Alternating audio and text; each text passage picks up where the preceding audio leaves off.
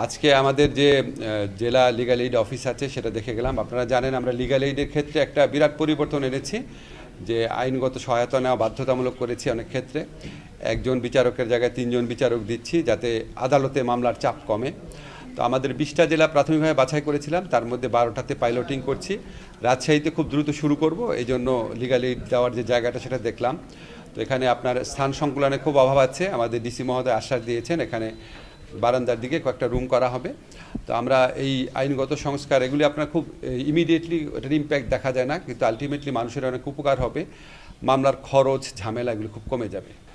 নির্বাচন নিয়ে শঙ্কা, আসলে আমাদের এখানে 16-17 বছর যাবত ইলেকশন হয় না, তো মানুষের ইলেকশনের অভ্যাসটাই বোধহয় চলে গেছে। তো আমি নিজে বিশ্বাস করি যে আমাদের অনেক অনেক মানুষ আছে যাদের 32, 33, 34 বছর হয়ে গেছে, জীবনে একবার ভোট দেওয়ার সুযোগ পায় নাই। তা আপনারা চিন্তা করেন, প্রায় সম্ভবত অন্তত প্রায় 5 কোটি মানুষ কখনো ভোট দিতে পারে নাই। তো এটা কত ইম্পর্টেন্ট, পুরা আমি বিশ্বাস করি বাংলাদেশের সাধারণ মানুষ অধীর আগ্রহে নির্বাচনের জন্য অপেক্ষা করছে। কারণ আপনারা দেখেন যে নির্বাচন অনেক দেরি আছে। অলরেডি আমি যেখানে যাই দেখছি, পোস্টার দেখতে পাচ্ছি, মানুষের মধ্যে অত্যন্ত একটা উৎসাহ উদ্দীপনার সৃষ্টি হয়েছে। তো নির্বাচন নিয়ে আশঙ্কার কোনো কারণ দেখি না। আমি মনে করি রাজনৈতিক দলগুলো একে অপরের উপর চাপ সৃষ্টি করার জন্য বা আমাদের উপর চাপ সৃষ্টি করার জন্য কিছু কিছু কথা বলেন, আবার কিছু কিছু কথা হয়তো জেনুইনলি বলেন। তো সব কিছু শুনে হয়তো মনে হয় যে নির্বাচন নিয়ে একটা অনিশ্চয়তা বা আশঙ্কা রয়েছে। আমি আপনাদেরকে দৃঢ় কণ্ঠে বলতে চাই, আমরা সরকারের পক্ষ থেকে ফেব্রুয়ারির প্রথমার্ধে জাতীয় সংসদ নির্বাচন আয়োজন করার ব্যাপারে বদ্ধপরিকর। এটার সাথে সম্পর্কিত বা এটাকে বিলম্বিত করার কোনো ইস্যু আছে বলে আমরা মনে করি না।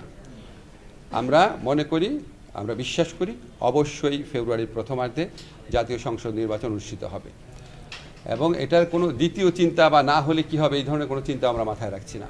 এবং আমি পার্সোনালি বিশ্বাস করি আমাদের রাজনৈতিক দলগুলো, ওনারা যে যাই বলুক না কেন, ওভারঅল ওনারা নির্বাচনী রাজনীতিতে বিশ্বাস করেন, এবং আমরা সরকারের পক্ষ থেকে নির্বাচনে ওনাদের মনে আস্থা সৃষ্টি করার জন্য, ওনাদের একটা আনন্দমুখর পরিবেশ সৃষ্টি করার জন্য আমাদের যা যা করণীয় আমরা সবই করব।